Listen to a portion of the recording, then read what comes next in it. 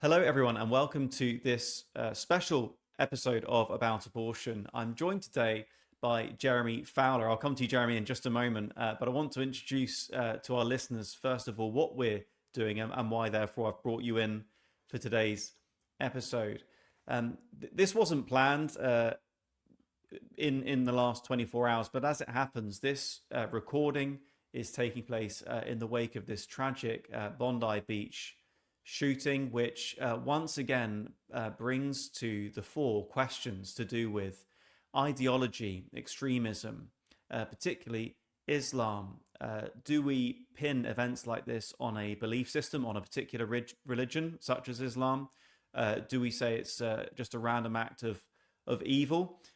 We planned, as I say, this episode before that happened, but it touches on similar questions. We want to talk today about Islam, about the issue of grooming gangs in the UK and all the horrors taking place there. And we want to talk about the response of the church, or the non-response of the church, to these things. And if you're asking what's this all got to do with abortion, well, we're going to be talking a bit about that, because abortion as a part of this culture of abuse and cover-up is a very important ingredient that needs to be understood for the sake of understanding these abuses, but also the place of abortion in our society and some of the wider ramifications. So we're going to be talking about how ideas have consequences, but also the universal problems of human nature. We have a heart for Muslims to come to Christ. We have love for Muslims, but we also want to think carefully and accurately about this belief system. So with all that said, Jeremy, we've brought you on today because you are someone who's lived in a Muslim country. You've got a heart for Muslims, and you're also an elder of a church, so you bring that kind of dynamic as well. So, Jerry, why don't you just tell us a bit about yourself? What was your what was your kind of experience living in a Muslim country, and tell us a little bit about your work. So, yeah, thanks, Dave, very much. Well, firstly, I'd like to say that just had a beautiful experience of living in a Middle Eastern country, in a Muslim majority culture, where really some of the basic foundations of a healthy society were in place. There was an expectation that sex was for marriage, that mothers and fathers were important, that casual sex was a really dangerous, destructive force in society. They didn't really find the jokes funny. They didn't. It wasn't a kind of major ingredient of their humor. This constant, lowering the bar below the belt kind of humor, because they saw that as just a very corrosive influence in society, and they were really worried about. I remember one journey in a taxi where I was asked the question, but it was always asked us, which is better, Kurdistan or Britain? And I said to the taxi driver, well, I've got 3 daughters. And he immediately interrupted me and he said, oh, so you're a Muslim? And I thought, he doesn't know anything about me except that I've just said to him that I've got 3 daughters. We have 3 daughters and a son. And I explained to him that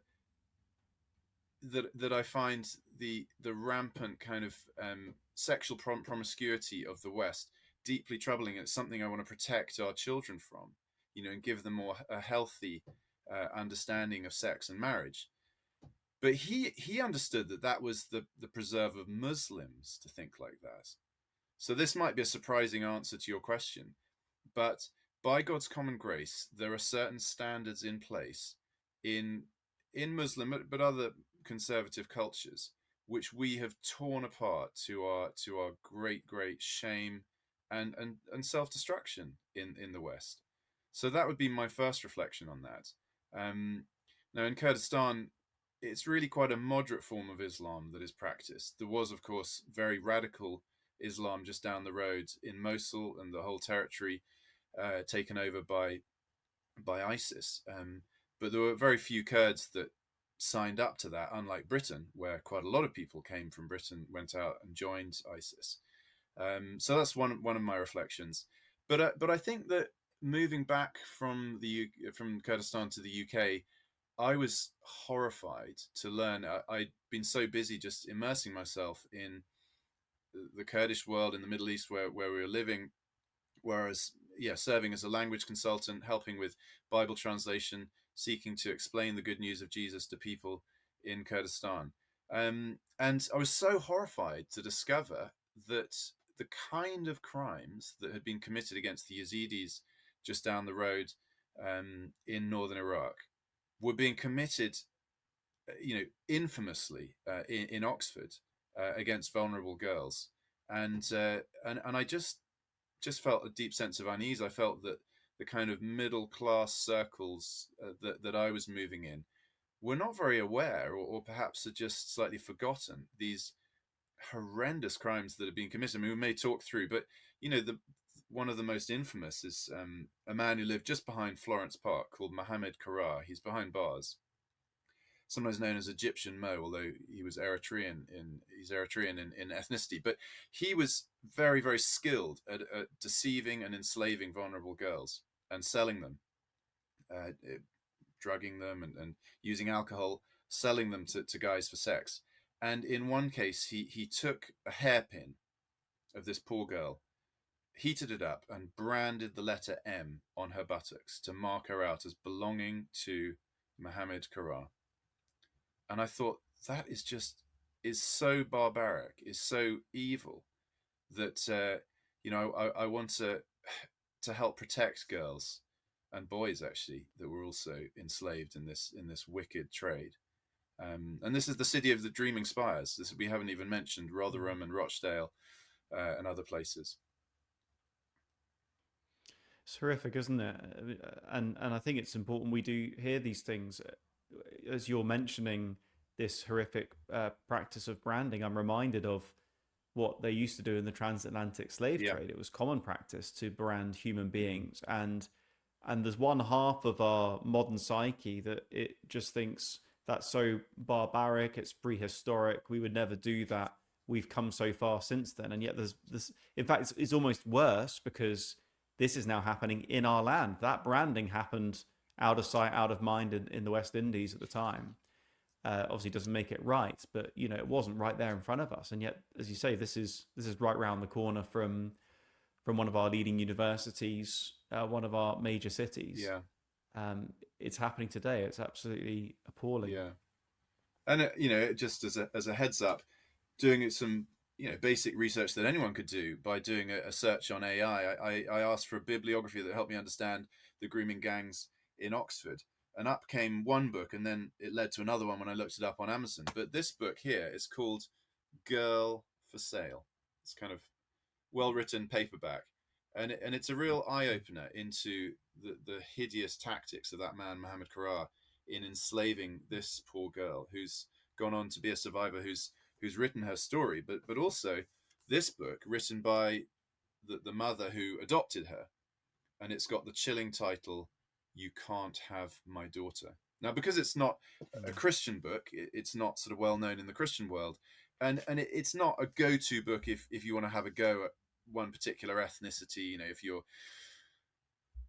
you're one of the sort of dreaded far right, it's not your go-to book either. So for those reasons, I think those books are perhaps not well known, but they're very alarming. They're well written, and I think they're very important reads for conscientious people in Oxford. Yeah. Now, we don't obviously want to go into details more than we need to, and yet at the same time, it is important. These stories deserve to be heard. We need to face the horrors of what's going on. Can you tell us just perhaps one or two more accounts so we can get a picture of perhaps what is going on in our own nation, and in particular, if you have such examples, because I know statistically these are a part of the story, where abortion is also a part of that, where abortion is being used indeed to cover up and perpetuate the abuse. Yeah. Well, one thing to say is that you will likely have heard that there's a long delayed government national inquiry that they have now announced um, the head of that inquiry to do. But many people fear that that's going to be an exercise in somewhat of whitewashing and not really examining the truth. But then, you see, in February, there will be hearings much more rapidly, um, evidence gathered more rapidly, that is a crowd-funded inquiry. It's called the Rape Gang Inquiry. £600,000 has been donated by thousands of ordinary people who want to see the truth come out on that. You can find them on Right. X. So I think those will be in our news feeds come February when they do that, because there'll be nowhere to hide when they call witnesses and say, why didn't you protect these vulnerable girls? Police, why didn't you investigate these criminals? And that's going to be a day of reckoning for our nation. But another, I have to say, I don't know the detail. I mean, Dave and listeners, we know, if we're honest with the facts, that wherever there is abusive, casual sex going on, there is always a tendency to get rid of the unwanted children. I mean, it's just a given. And those who know their Bibles will see that the prophets don't just inveigh against sexual immorality, they inveigh against the destruction of children who are offered up to some higher god or principle or ideology as a way of covering up the shame, of getting rid of the inconvenience of children, because it's just the nature of turning sex into a game, into a hobby. Is that the children just get in the way. So there'll be ways to try and get rid of them.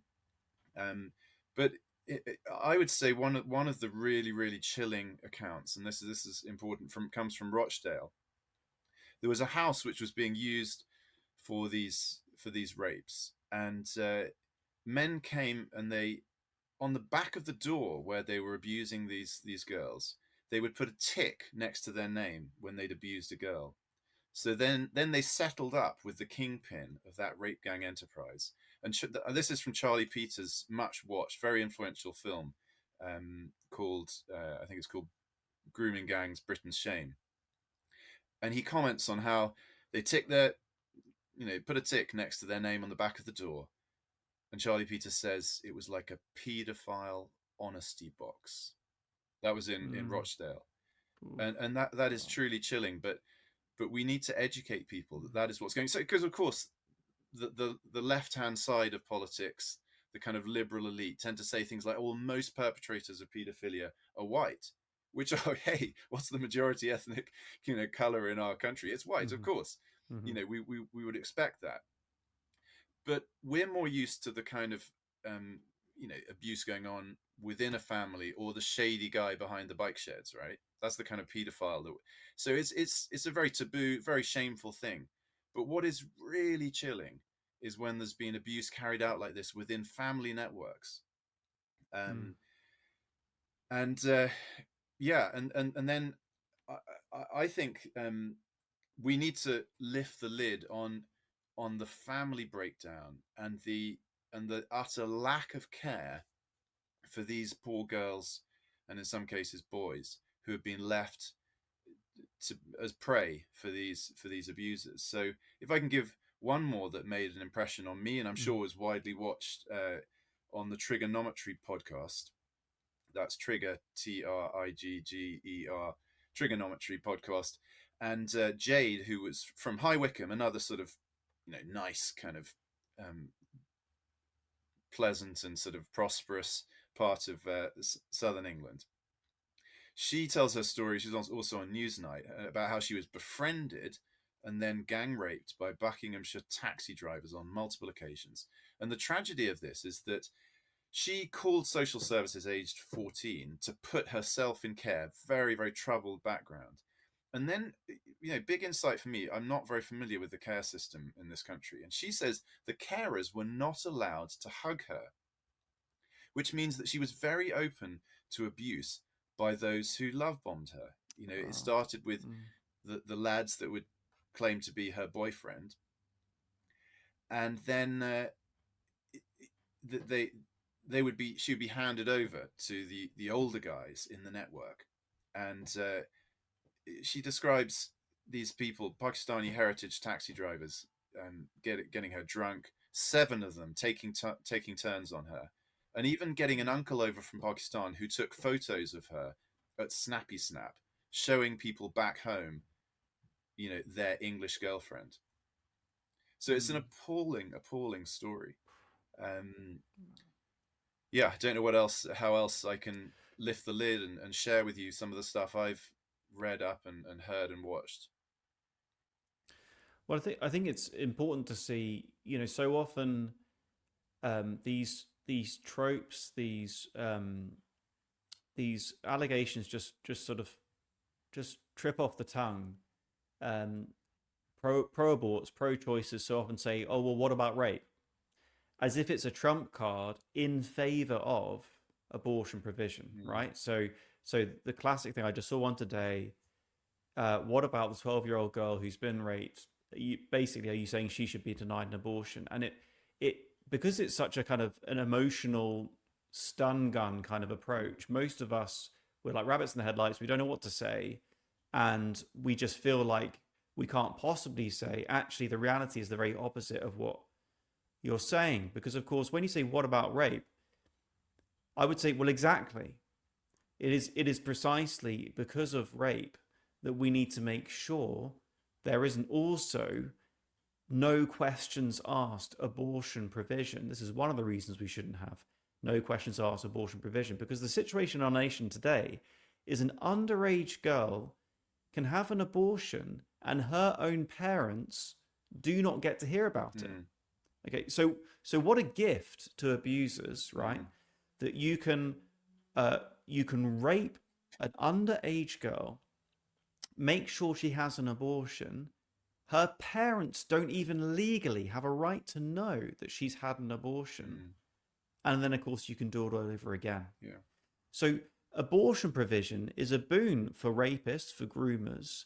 It perpetuates the abuse. It instead of the rapists being punished, it helps them, and it compounds the abuse, not only with abortion itself, which is traumatic, but with the possibility of further abuse without it being noticeable. And just imagine a world in which abortions aren't just freely available for underage girls, where, in fact, they're not available at all. Instantly, what's hidden becomes very visible, Mm, doesn't it? Now, I'm not saying that takes the problems away, that horrific abuse has happened, and pregnancy in that situation is also going to be extremely difficult. But are we really saying what's better is to compound the mm, abuse with an abortion, and then that abuse continues under the radar, invisible? Whereas actually, if it weren't that way around, um, it would in many cases serve as a full stop to that chain, that cycle, because um, because it would be so visible, and the authorities would instantly take note, and their own parents, for example, who may not be aware of it, would see something's gone very wrong here. yeah. I mean, I can see that point, and it's one that there's is needs to be made, because it seems like this is the, as you say, this is seen as the trump card in defense of the so-called pro-choice position, um, but also it fails to acknowledge that God can bring good out of the darkest situation. You think of Jesus's ancestry, and it includes that horrendous, Mm-hmm. seedy liaison Yeah. between Judah and Tamar, and that's Mm. written there. If you care to read it in your nativity readings, which well, we have done that at church, the genealogy of Jesus, it's flagged up as this is the woman and the man from whom our beautiful Saviour came. So there's hope there for those whose parentage and ancestry is dark and difficult and troubled. Absolutely. Now, on that, Jeremy, can you help us think through a bit?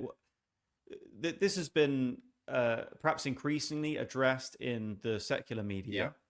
But what about a specifically Christian voice, Christian messaging on this? Why do we need um, an explicitly Christian take on all of this that's going on? And why do we need the church to speak? Because I think we can say, perhaps as with abortion, the church is largely silent on this. Be good to maybe come back to why that might be. But first off, why do you think it is important to have a Christian voice on this issue? Yeah, thanks. I think this is hugely important because actually, even very well meaning people flinch from talking about this subject. And I totally understand why that is. I mean, sexual abuse is is far more widespread and rampant than we would like to admit. You know, even within, you know, respectable churches, there will be people who have terrible stories that still haunt them, and so you can quite understand why people turn away in disgust at even mentioning these situations. And I think the Bible um, gives us an approach, a way of understanding these kind of things. I mean, so let me mention one particular episode. There's rape, as many listeners will know, described not in the sort of the actual details of the act, but in all of the human aspects of the horror of rape. It's very clearly um, painted for us in 2 Samuel 13, the rape of Tamar. But then look at Judges 19. So it's a sickening story. It's very, very difficult to read, I must admit. But it's the story of a Levite, an Old Testament clergyman, if you like, who had a concubine. So remember, a concubine was an extra woman on the side, someone he was publicly committed to, who lived in his household, but who didn't have the protections, dignity, or full rights of a true wife. So the woman left the Levite, and then this Levite guy pursued her to bring her back. And then, long story short, they end up in Gibeah near Jerusalem with nowhere to stay. So one old man does welcome them in, but wicked men of the city beat on the door, demanding that the host bring out the man so they can have sex with him, reminiscent, obviously, of the story of Sodom in Genesis. The old man acknowledges this to be a violation of his honor code, that a male guest could be taken advantage of like this. But he was willing to offer the mob his virgin daughter and the man's concubine as a trade-off. It's a sickeningly twisted sexual ethic. And in the end, the Levite brings a resolution to this standoff by handing over his own woman to be raped and abused all night until morning. Well, when he gets up and finds her, we never even learn her name. She's an unnamed victim of male lust and violence. He finds her lying with her hands on the threshold and says, "Get up." The first time we read of him talking to her at all. "Get up, let's go." But she wasn't going anywhere. So he puts her on his donkey and heads home. And then, and be warned at this point, it adds gore to all of the sexual depravity. He cuts her into 12 pieces. Friends, this is in the Bible. You look it up for yourselves. Judges chapter 19. And then he sends her throughout Israel. The pieces of this woman are sent around Israel as a message to the people. Look how depraved we have become. And notice the response of the people in verse 30, the last verse of the chapter. Nothing like this has ever happened or has been seen since the day the Israelites came up out of the land of Egypt until now. Think it over, discuss it, and speak up. And that is what I've been doing over the last few months, is thinking this over, discussing it with friends and people I've talked to have not all been tut-tutting or turning away in disgust. There's, I think, a growing concern and a sense that, yeah, we should do something, discuss it and speak up. So, yeah, that's why I think the Bible prepares us for these things. This is a wicked, depraved world, and women are often the victims of men's lust. And I'd like to add in that although this report is hugely important, and I recommend that that people read it. It's called UK Grooming Gangs and Islam, by Mark Jury, published by Christian Concern, has been quite influential in recent weeks. But I think there's something more fundamental that we could say about this menace, these atrocities of these rape gangs, is that this behavior does not come from a religion onto a sort of tabula rasa, a fresh sheet of paper, and then it corrupts those people so that they do these wicked things. What this report by Mark Jury doesn't ever state, because it's not sort of written as from an explicitly biblical Christian point of view. It's a social study of religious dynamics in these rape gangs, is that this behavior springs from our fallen corrupted hearts. And actually, if you think about the animal world, this is just business as usual. You'll get, animals in packs, hunting on, preying on the vulnerable. Sex is clearly it's ridiculous to say, but it's a non-consensual activity where the male is forcing himself in most cases on the female, and they're just going according to instinct. So we've got to understand that this is something which exists in every culture.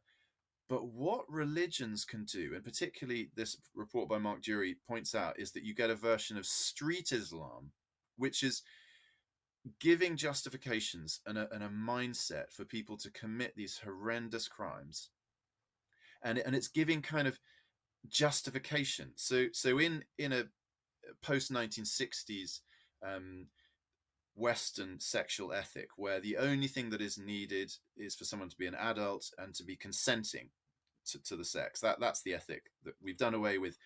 Consent and covenant are needed for sex to be legitimate. No, today we've done away with the covenant. It's just the idea it's only consent that is needed. But that can be ruthlessly manipulated through, drunkenness, or the woman's had a fair bit to drink. She may technically consent to it. There may be power dynamics there, because you're the boss and she's the employee. She wants to get on up the career ladder, so she consents technically to the sex. So I think what happens is that the street Islam of these grooming gangs, most of them are Muslims, has acted as a sort of justification. Oh, well, these are infidels. They're not dressed properly, so they deserve to be treated like this. And there are four verses in the Quran which justify sexual slavery: those whom your right hand possesses. And so there's a whole culture there that the inquiries should look into and give us more detail. We have some accounts that really lift the lid on this, but not many, because I think our social services and police and politicians and others are largely religiously illiterate. They don't understand the religious dynamics that could have led to these kind of group offences, these rape gangs. Thanks for giving us that overview. I often think of that horrific passage of the Levite and his concubine as one example in scripture of how sometimes we need to expose horrific things, and there's no unshocking way to do that. And it's part of, I believe, our biblical mandate to expose deeds of darkness, to be a voice for the voiceless, to care more about real justice than just what Martin Luther King referred to as an unjust peace, essentially staying comfortable and staying out of things. So tell us, Jeremy, you've obviously thought this through somewhat biblically. You've put pen to paper. You had an article in the Evangelical Times not long ago. What sort of thinking do you, in your opinion, still needs to be applied Christianly, biblically? Perhaps you could talk to us a bit about Mark Dury's report, Mark Dury from Christian Concern, and how do you think that needs to be developed or further applied? So what's the sort of unfinished business in terms of the church, our part to play in this, and where does that need to, in your view, where does that need to go? Yeah, so Mark Dury's report, he's a professor of theology at Melbourne School of Theology in Australia. Striking, actually, that an Australian, it's sometimes Americans and Australians who speak really quite truthfully into our society that's riddled with snobbery. And this, I think, is a huge part of the problem, is that these girls.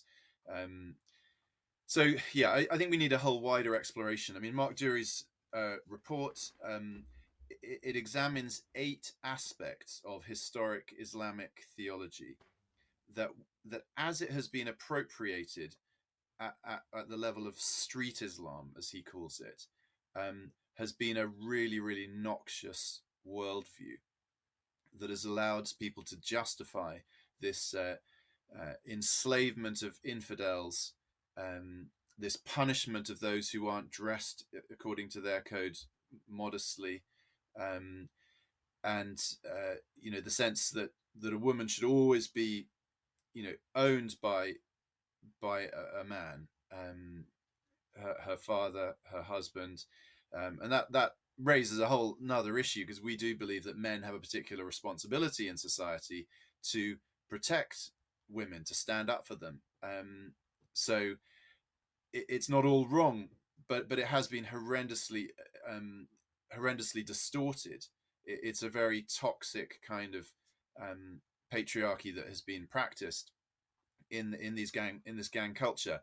And actually, one of the most chilling things in this book that I mentioned earlier, Girl for Sale by Lara McDonnell, is that she gives this real window into what it was like to be groomed by this man Mohammed Karar of East Oxford, and how he was sympathetic, and he looked at her, his eyes moistened as he asked this girl, so who do you have at home, and when he could see that there was no male figure, no brothers, no fathers there, he then saw that was his opportunity, and he manipulated her, and he made her dependent on him, hooked her on drugs, um, abused her, called her a whore, and started handing her over to these men to sell her.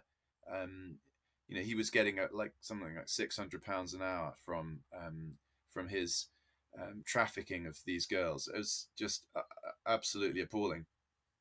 But I think we need to realize that it's not like we're essentially good people, and then a horrible ideology comes in from the outside and makes us into monsters. No. And that's why I'm against the monsterizing of Muslims, and I use my words advisedly here. The Bible's viewpoint is that there is no one righteous, not even one. All of us have sinned and fall short of the glory of God. We are Jeremiah. I got my Bible open at Jeremiah 17 here. I'm named after Jeremiah ultimately. And it says there that the heart is more deceitful than anything else and incurable. Who can understand it? So the problem of this lust and this abuse is a bestial instinct. It doesn't come from just some ideology or religion. It's in our heart, and then the ideology gives us justification for it. Yeah. So I think there's more that could be said, building on what Mark Jury's very, very important report does. And then I think there are just various points that I've written down. I'm hoping to put more of this material out on my Substack. Is that this is a clarion call to the church to get back to the call of James 1:27, religion that God our Father accepts as pure and faultless is to visit widows and orphans in their distress, and to keep oneself from being polluted by the world. So, we mustn't think in a narrow sense of a widow as someone whose husband has died, or fatherless, that the dad has died.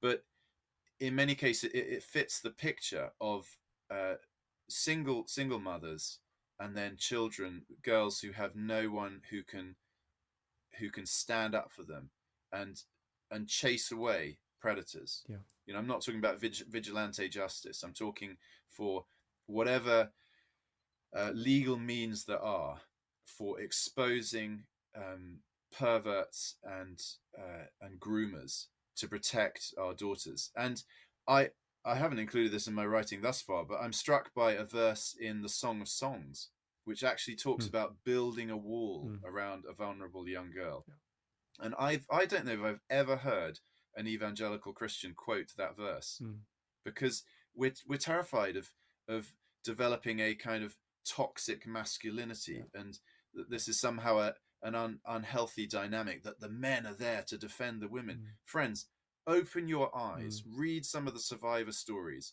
of what has gone on. And I mean, lest I'm kind of caricaturing it, there are noble fathers that have been there to protect their daughters, and the police and social services have got in the way of their noble efforts to protect their daughters. So I don't want to be oversimplistic about this, but in many cases it has been grooming gangs just turning up at the children's homes where there are no fathers around, and they have just seen these girls as easy meat. So we need to try and place uh, these vulnerable children in homes where ideally they have a mother and a father, if not an actual father figure, there father, but a father figures, particularly in the context of the church, who will show healthy, non-abusive responsibility for children.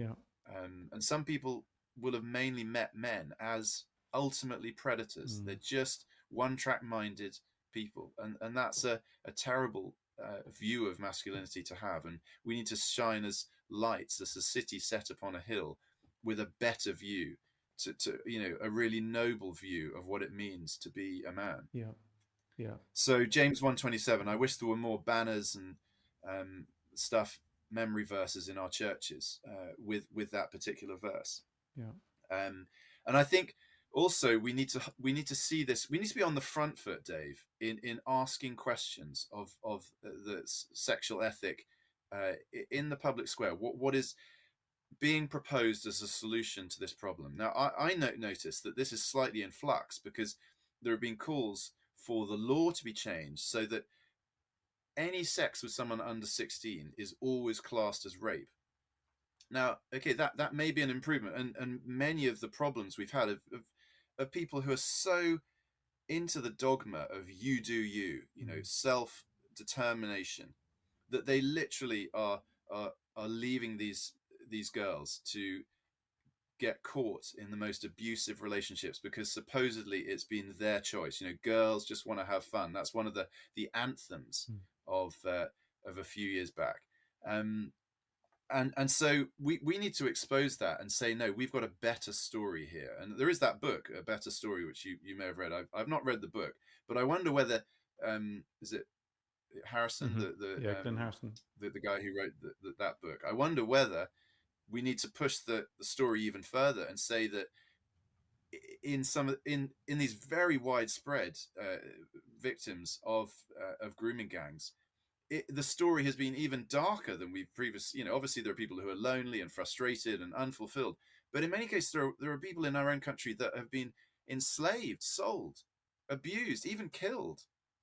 Um, and there is a better story where marriage is seen as a true protection for for men and women, and that we need to be unashamed in promoting consent and covenant as being needed for Mm. sex to be legitimate, safe, and fulfilling. Mm. Mm. So I think there are huge questions to be asked. I know we're coming on the back of the Me Too movement, but generally speaking, these were sort of well-to-do women. Someone might shoot me down and say that's an overgeneralization, but I think there've been wealthy people speaking out and saying, obviously, Me Too. But what about the voiceless, the inarticulate people that have been victimized and treated as white trash by these rape gangs?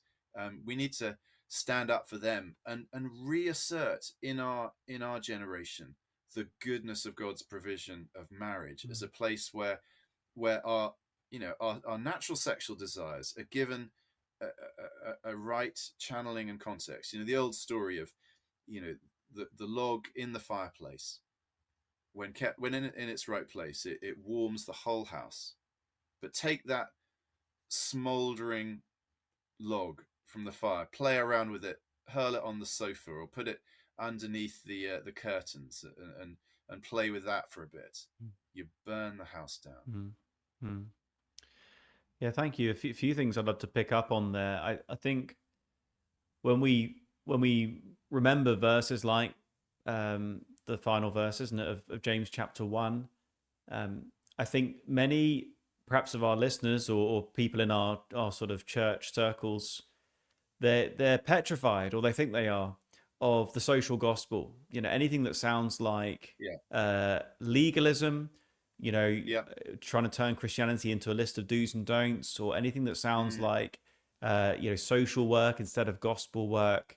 There can be an almost allergic reaction to that, and I do understand that. And indeed, that's where I came from. I think growing up as a yeah, yeah, Christian, I was yeah, probably right at the far end of that spectrum of, we are not here to do anything apart from preach the gospel. It's all about truth. And yet yeah, something that impressed me as I just read the scriptures is this concern for the orphan and the widow is not just some fringe detail that you pick up, in one or two places in scripture. It's not just a hobby horse. It's not just a valid but niche work for just a few. It is right there throughout scripture. The prophets talk about it. The Mosaic Law talks about it. The Psalms talk about it. It's there in the New Testament. And God himself is described as a father to the fatherless, a defender of widows. That's who he Yeah. is. And therefore, it's so important that we, perhaps especially as men, we are called to imitate Christ. We're called to be imitators of God. And in this regard, perhaps especially as men, we are not reflecting, we're not bearing authentic witness to God to the degree we should be if we're not being defenders of the fatherless, defenders of widows. And you talked there about the sort of the perverted exposure to masculinity that many of these poor girls in particular would have had, only really Yeah. experiencing man after man as Yeah. an abuser, as an aggressor. And yet there's another shameful variety of man, if I can put it that way, that they'll also have maybe not come across, but been indirectly harmed by, which is the passive, bystanding male, the enabler, Yeah. the one who walks by on the other side. And we, the church, have been that, yes, with abortion, but also with this great injustice. We have Yeah. not reflected God in the way that we've passed by on the other side, because God isn't like that. God hears the cries Yeah. of the oppressed. He takes it in hand. He doesn't leave the poor, the oppressed in the hands of the perpetrators. And so we need to see this, I believe, as part of our holistic Christian witness. We're called to take our cross and follow Jesus, to be imitators of God. And this is one of the key ways in which we're called to do that. It's an opportunity to worship God through such an attitude and such a posture and a set of behaviors. So I think let's be clear. This is not social justice instead of the gospel. This is just being a biblical Christian, and I think we need to go that way. The other thing that interesting, and I don't know if we can perhaps just dip into this before going on to some of the practical. I know you've got something in particular you want to draw to our attention in terms of a call to action. But I think it was C.S. Lewis who spoke of errors coming in pairs. That we easily go from one extreme to another, don't we? We perhaps more naturally see one kind of flaw and we go to the other end of the spectrum. And I really appreciate what you're saying here about, I'd like to kind of see what we can do in terms of getting the kind of both and here. It's sinful nature that causes this kind of behavior. The sinful nature predates Islam by a few thousand years, at least. Okay. So it's not this ideology that invented these sorts of abuses. And yet, as you say, certain ideologies can provide justification for certain abuses, and even therefore they can cover for them, encourage them, and so on. Can you talk to us a little bit about how you see that with this? So it was interesting hearing from you in Kurdistan, different kind of Islam, more moderate, more mild. And certainly, I mean, I've not got much experience at all, but I've been to Morocco a few times actually. And someone asked me, or we were talking about this when I got back, how do you see their culture compared to ours? And I had to say, instinctively, I thought their culture seems better than ours. If I had to give an answer, it's like it seems more peaceful. It seems more, as far as I could see, and of course it's only the surface of things, but there's a lot I could see to commend it, people's visible appreciation of children and so on. So, you've talked about different forms of Islam, but what about Islam itself? What about the Quran? What about Muhammad? What about Muhammad's attitude towards children, marriage, and so on? How do we take all of this in, and what part does that need to play in being serious about getting help to these victims and tackling this injustice? Yeah, I mean, it depends who you're talking to, and I think that what I've done in my writing is to commend a day of prayer and fasting on the 5th of January. So right out in there in the new year. Now I chose that day because as it happened, as I was reading up on this, I saw that there was a very important 15-year anniversary that was coming up on January the 5th. Okay. So 2011, the story broke in the Times. Andrew Norfolk, he had researched for a long time, and then they put out the story, about the horrendous abuse in Rotherham in Yorkshire, and that then sort of opened the floodgates for the respectable media um, to report on these, industrial scale rapes of vulnerable girls. Um, and as it happens, actually, January the 5th this year was when this went viral on X, and there were certain clips and stories and screenshots of what had happened in Oxford, according to the court documents, the sentencing remarks, and then a clip of Andrew Norfolk, where he was just describing the horrendous abuse and the police turning up because of the scream of a girl who'd gone missing, mother trying to find where she was. The police turn up and they arrest the two girls and then left the abusers to walk free. I mean, Wow. a mind-boggling kind of, that was January the 5th this year, and this was, it went viral. A little clip of Andrew Norfolk from the Times reporting this story. And so anyway, I've been commending and talking with others that January the 5th be set aside as a day of fasting. Now, we're not very used to calls to fast. I found some record of it at the time of the Spanish Armada. Such a national crisis that the nation was called to prayer. I think the Puritans in New England were rather more wont to call people to public days of fasting like that. But I believe this abuse is so atrocious. Is so, I mean, atrocity. I don't like calling it a scandal. It's the rape gang Mm. atrocities.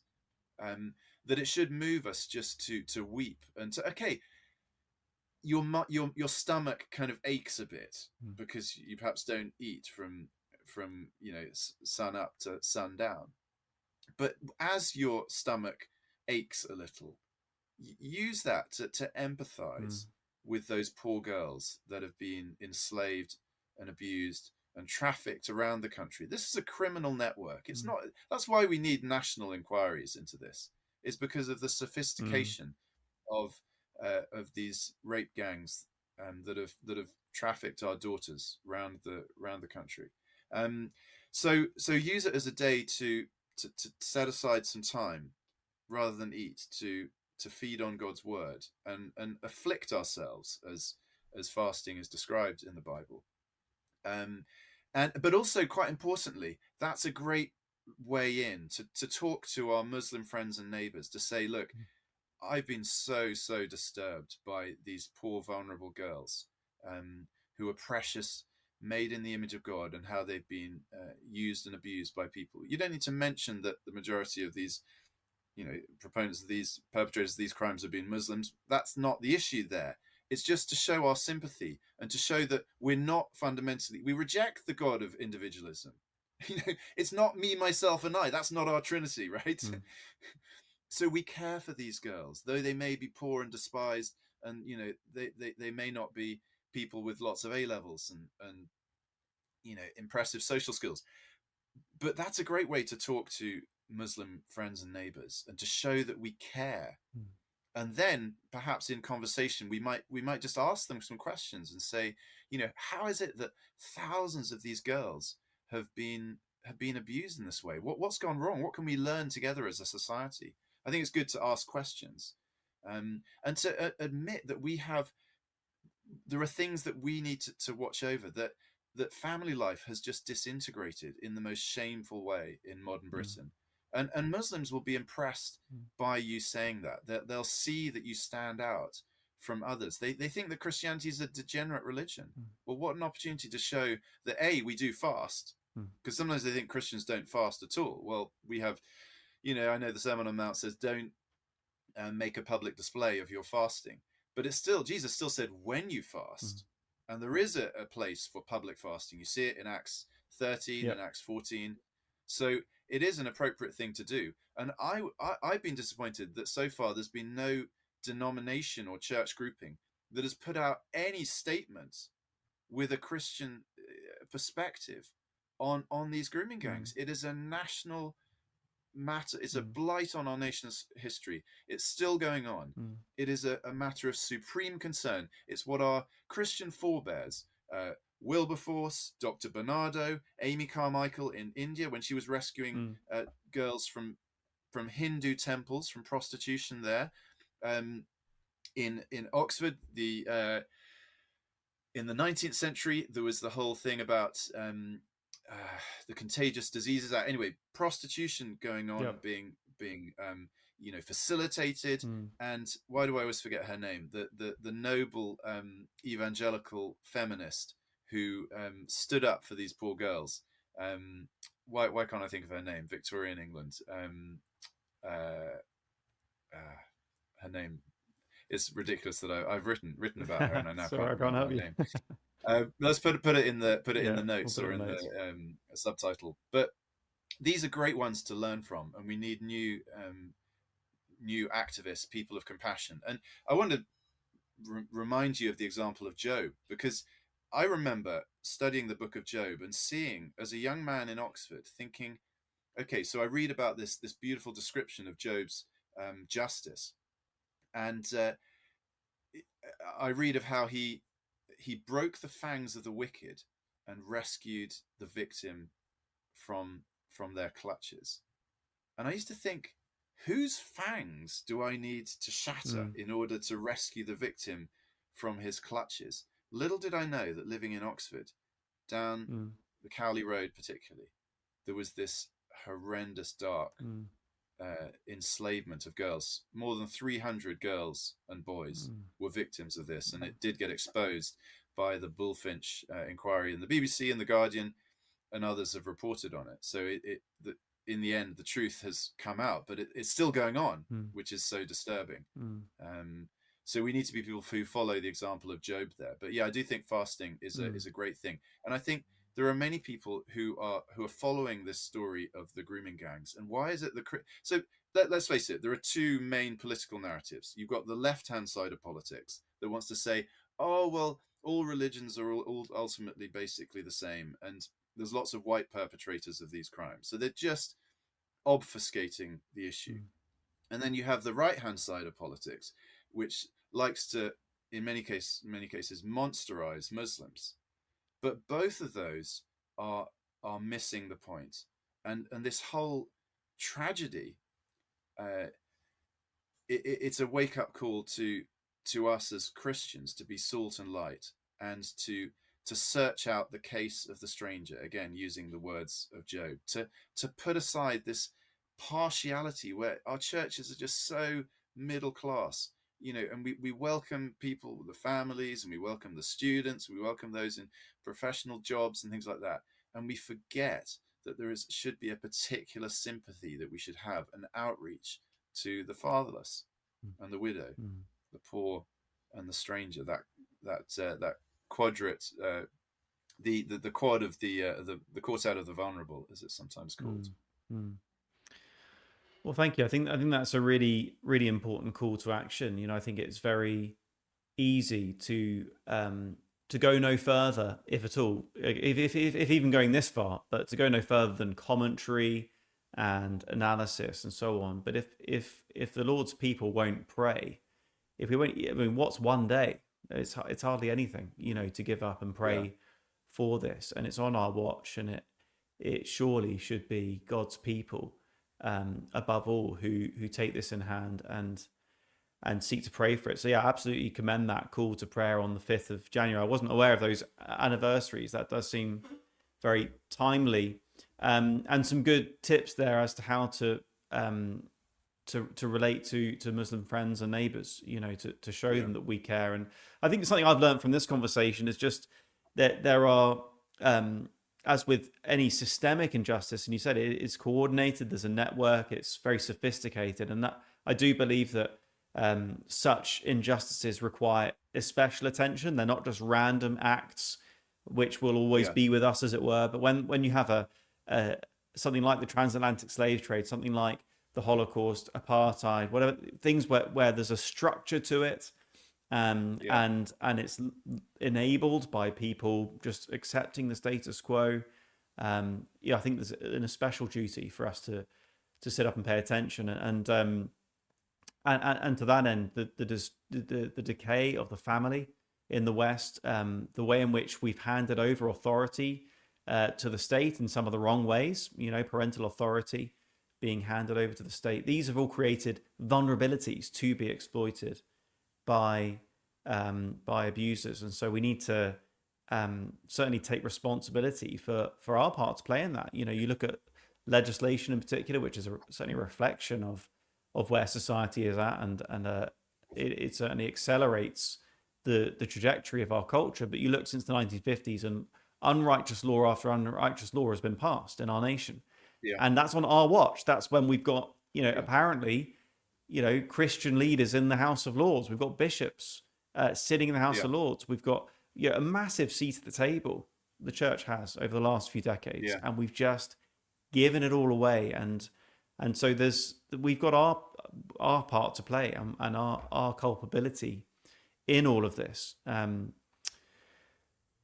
Well, look, Jerry, Could it's I been just mention one other yeah. thing, Dave, that could flag up is some very good work by Krish Kandiah, and he's written this book, Home for Good. You can find shorter summaries of it if you find him on YouTube. Not everyone agrees with Krish's politics, but I think he just writes in a very vivid way, with a lot of biblical light shone on the need for fostering and adoption, and he shows that it's more feasible, more doable than we sometimes think. And actually, um, social services do seem to be more open to the role of the church in the whole fostering and adoption process. Mm, So I think we need to be thankful for doors that are opening, mm, and momentum that is building on this, um, because it just is not enough to matter and tut tut about these awful grooming gangs. We've got to be in there to provide a place of safety for these vulnerable children. mm. Thank you. Yeah, that's hugely important. Absolutely. Thank you. Um, I wonder if you got any final tips for us. You've helpfully shared, how we can pray and how we can talk with our Muslim neighbors, friends about these things. Any wisdom on the part that we've talked about how it's a sinful nature. It's not just Islam and so on. But Yeah, right now, a very live debate seems to be, well, is it Islam at all? What part does yeah, talking about Muhammad, his life, his record with marriage and so on.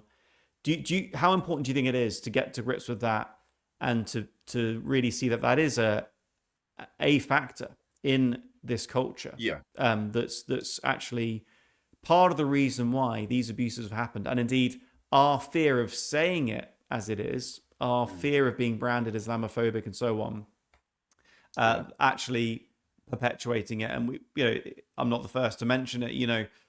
The authorities being reluctant to investigate because we don't want to be seen as Islamophobic. Even in the news recently, politicians saying, we've got to root out any connection there might be between, religion and this, without even then naming the religion. Now, completely with you. We don't want to monsterize Muslims, but don't we need yeah, to talk frankly about the nature of Islamic ideology itself? yeah. I do think we need courage, we need gentleness, and we need to speak the truth in love on this. And I think in one-to-one conversation, um, I think an approach that can be good to say, I'm so deeply ashamed of the way woke culture Mm, has just destroyed family life in this country, and has left so many people hurting. And you think of the Beatles were actually quite good prophets of the mm, the process that they helped to accelerate. look at all the lonely people. Where do they all come from? Yesterday, love was such an easy game to mm, play. Now I need a place to hide away. mm, So we can talk about those things and then say, so I admire the strong family structures that there are, with my Muslim friends. mm, But there are some things that trouble me, and say, um, I can admire some of the things about Muhammad, the way he preached against burying female infants. mm, The I think they call it jahliya, of burying girls alive, and that's something noble in the life of Muhammad. But if he's meant to be insan al kamil, the ideal man, mm, is he a moral compass for the world? The way he married a 6-year-old mm, and consummated the marriage when Aisha was 9. mm, Not to be sort of saying that in a mocking way, mm, but just to say it troubles me. mm, I wrestle with that sometimes, and I find that disturbing. How do you mm, how do you navigate mm, that one? And then to say, well, actually, we see Jesus as light without any darkness at all. And, mm, and when he said, "Let the little children come to me, and do not hinder them," mm, you know, he blessed those children, but there was never any sense of him having sexual relations with children, and that's why we worship him as the pure and spotless mm, Lord and Savior. mm, So I think there are ways to mm, winsomely ask questions and to commend Christ mm, to our Muslim friends. mm, And I think the thing that is often ignored, although I think Tom Holland has done a lot to get us thinking about this, is that it's very unhelpful to think of Islam as just being um, one of the Abrahamic religions, because at a crucial point, Islam has distorted the very foundations of our mm, anthropology, which is that mankind is made in the image of God. Now, do they really not believe that? Well, no, they don't, because there's no one like Allah in their thinking. mm, So it's actually a very disturbing thought that God would have left one of his creatures as being his image, because God is hidden in Islamic mm, theology. So we need to get back to we need to be honest about this, to say, no, there is a real parting of the ways here, and the Christian anthropology is very different. And man is made in the image of God, male and female. He created mm, them. So in some forms of Islamic thinking, uh, the woman is seen as the temptress, mm, and not as the one who is mm, in the image of God, who is there in a position of government in God's mm, world. mm, And that can lead um, to horrendous abuse of women. It's all your fault. mm, You're going to be punished for this sexual sin, without also taking into account the abuse of the man mm, in these cases. So there are very, very disturbing problems of the way that women have been treated historically under Islam. And of course, many Muslims are victims of this way of thinking. It's not that we're against yeah, Muslims. We should have deep friendships with Muslims, as I do, mm, but yet to be aware of the many disturbing aspects of Islamic culture, just as I've exposed many of the disturbing aspects of individualistic mhm, culture that is a false religion. yeah, We reject this, you do you dogma. yeah, It's a very destructive uh, philosophy of life. yeah, yeah. Yeah, Jerry, really, really helpful. Thank you. I mean, I love how the main point here really is we need to pray. We need to fast and Yeah, pray on January the 5th and start there and see how the Lord directs. I think there's really good food for thought here. How do we combine that speaking the truth, taking on ideologies, taking every thought captive, bringing help to the victims, but at the same time not demonizing for example, Muslims, and also, seeing the log in our own eyes culturally, both as yeah, Westerners, with this ideology of choice, which is, absolutely sacrificed children. We're talking 250,000 babies per year sacrificed to the gods of mm, our age, the gods of our nation, of choice, yeah, autonomy, sexual freedom, and so on.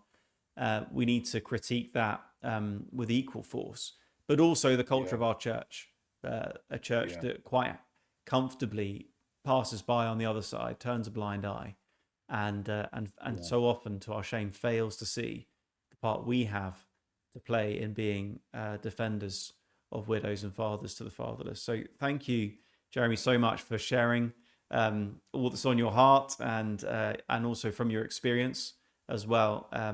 With And I have now remembered that wonderful saint, ah Josephine Butler. Josephine Butler, yes, okay, yeah, Josephine Butler, who was in Oxford and was a very at the forefront of um, defending vulnerable girls yeah, from the seedy world of Victorian yeah, England.